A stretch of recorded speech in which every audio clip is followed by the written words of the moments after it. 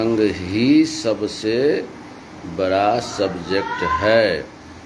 सत्संग ही launch pad है। यहीं से आप टेक ऑफ करेंगे। आगे की आपकी धार्मिक यात्रा बढ़ेगी और आध्यात्मिक यात्रा का विकास होगा।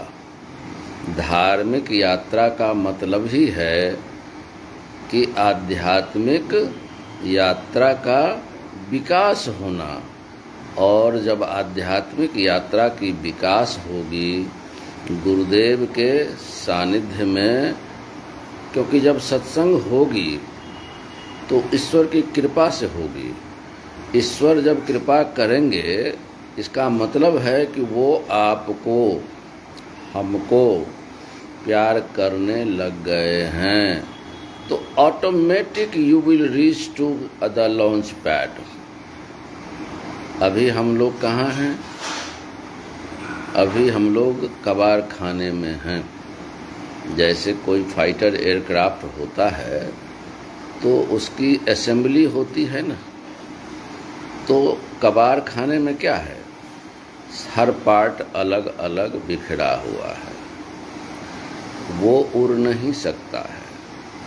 सत्संग क्या करता है?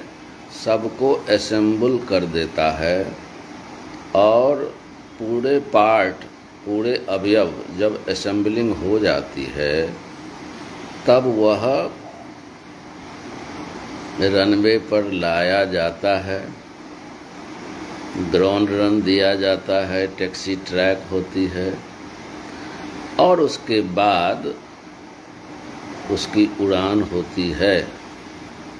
और जब यह उड़ान होती है तो आप जो है संसार के माया को समझ लेते हैं, मन के प्रपंच को समझ लेते हैं, शरीर के नश्वरता को, संसार के नश्वरता को समझ लेते हैं, और उसके बाद जो सत्य है उसके साथ आपका समागम हो जाता है, और आप जन्म मरण के चक्कर से मुक्त हो जाते हैं।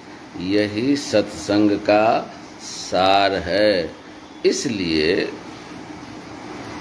जीवन में संग का पहले तो महत्व समझ लीजिए।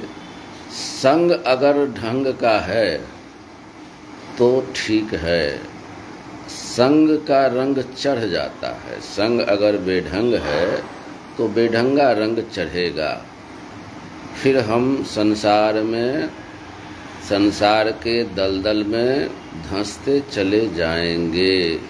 इसीलिए संग बहुत ज़रूरी है। पहला, this is the first step towards moving अध्यात्म।